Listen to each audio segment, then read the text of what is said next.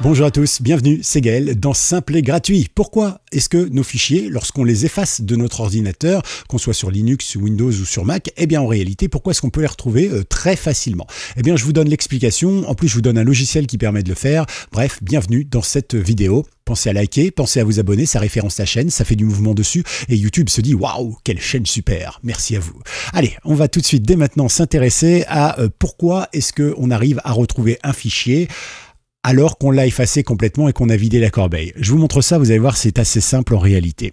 La première chose qu'il faut savoir, c'est qu'en gros, ça, c'est une grosse base de données qu'il y a dans notre ordinateur. Ça comprend plein d'informations, y compris la localisation pour les humains de où est mon fichier. Par exemple, sur C, mon fichier.txt, il est donc sur la racine de C. Donc si je vais par exemple ici et que je vais chercher ici dans ce PC puis C, je vais pouvoir retrouver donc ce fichier. D'accord? Si je vais dans C programme, je vais pouvoir retrouver programme.exe. Ça, c'est plus notre partie à nous.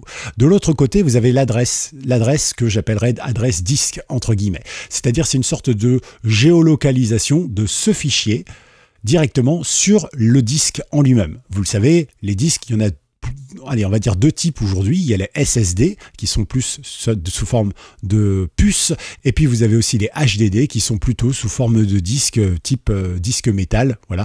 Et donc c'est gravé à l'intérieur. Alors qu'est-ce qui se passe maintenant? Eh bien, si jamais je double-clique par exemple sur ce fichier et que je veux l'ouvrir, eh bien il n'y a pas de souci, il va aller chercher sur le disque à cette adresse et il va m'ouvrir le fichier. Très bien, mais je peux le faire parce que je vois ce fichier. Alors qu'est-ce qui se passe maintenant quand on efface quelque chose? Eh bien on va le prendre par exemple ici, on va cliquer sur effacer. Donc je vais tout simplement glisser mon fichier hop, dans ma corbeille, je vais supprimer complètement ce qu'il y a dans ma corbeille et tout effacer et vous allez voir que l'adresse va se retrouver dans une sorte de liste en disant eh bien tu pourras écrire quelque chose à cette adresse-là puisqu'en réalité moi je n'ai plus rien.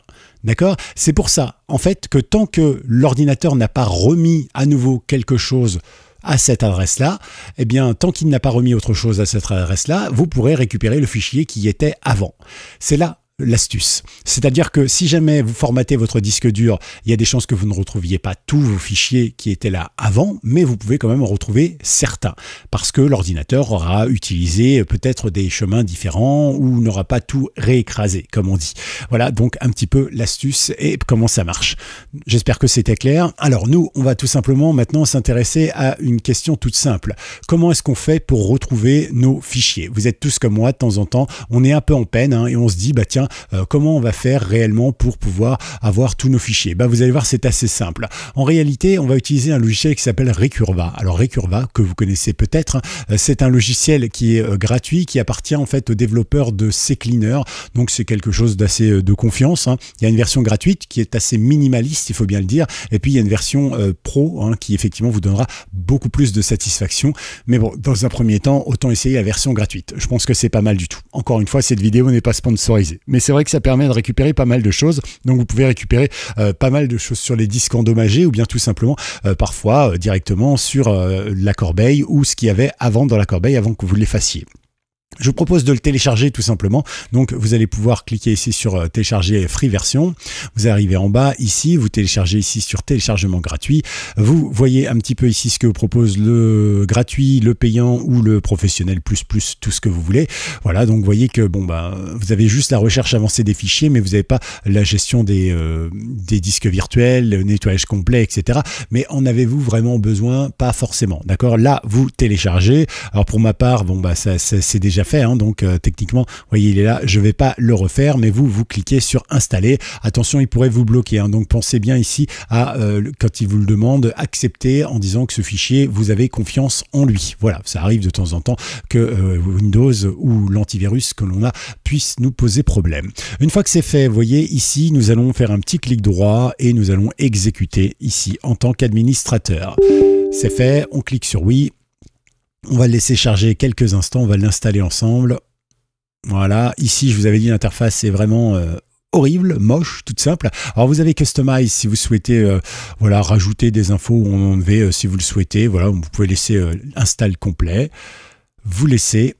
on va voir comment on le paramètre et surtout comment on le passe en français, parce qu'au départ, il n'est pas en français. Hein. Donc ici, on peut enlever les not realize et on va lancer donc la chose. Donc ici, vous voyez que vous avez la possibilité d'avoir ce petit message automatiquement au démarrage. Vous pouvez l'enlever, hein, s'il ne vous plaît pas, vous pouvez le laisser aussi. Bon, on va le laisser pour le coup. Ici, j'appuie sur Next. Qu'est-ce que je recherche? Eh bien, je recherche par exemple tous les fichiers, des images, des musiques, des documents, des vidéos, des fichiers compressés, des emails, etc. Voilà, vous pouvez très bien mettre annuler également, hein, ça pose aucun problème. Et là, vous pouvez choisir ce que vous recherchez. Par exemple, nous, on va chercher, je ne sais pas moi, un document, n'importe où. Hop, ici.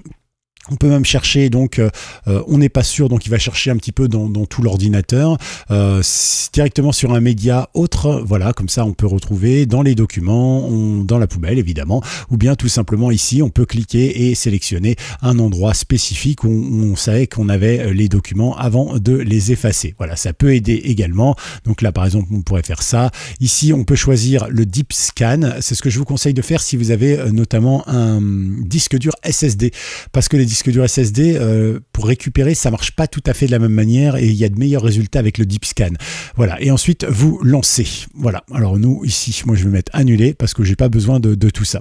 Donc je voulais vous montrer comment on le met en français parce que ça me semble important. Pour le mettre en français, eh bien, vous voyez, vous avez ici le Switch to Advanced Mode. Vous cliquez dessus. Ici, vous avez Options. Vous cliquez dessus. Et à partir de là, vous avez Général. Et là, vous le mettez en français, tout simplement. Français, French. Là, vous avez le type de vue, donc par arborescence, par vignette, par liste. Alors, si vous n'avez pas grand-chose à récupérer par liste, c'est pas mal. Par arborescence, c'est mieux. Peut-être, c'est plus clair. Hein. L'arborescence, c'est quoi? C'est quand vous allez sur un dossier. Par exemple, si je clique là-dessus, l'arborescence, vous voyez, c'est ça. Hop, c'est ça. C'est le fait de rentrer dans les dossiers au fur et à mesure, etc. Et je pense que ça peut être beaucoup plus pratique, effectivement. Donc, moi, je vous conseille de le mettre en arborescence. Voilà, vous pouvez lancer l'assistant au démarrage si vous le souhaitez, vous le tenir à jour. Voilà, vous avez quelques options également ici. Voilà, et après, vous faites un petit peu ce que vous voulez. Hein. Alors ici, vous pouvez chercher directement soit sur tous les disques, soit directement sur votre disque C, disque D, disque G, enfin ce que vous avez, hein, peu importe. Ici, vous pouvez analyser, soit en scanner les fichiers, soit analyser le contenu. Et ici, vous avez la possibilité de choisir directement des presets, hein, donc des petites, comment on appelle ça, pré-réglages, voilà, donc d'images, de musique, de documents, de vidéos, etc. Ou alors, vous pouvez tout simplement taper vous-même ce que vous voulez. Par exemple, hop, ici, vous pouvez très bien dire, nous dans C par exemple, on va aller dans User, dans Desktop, dans App Data par exemple, ce que vous voulez, un peu importe.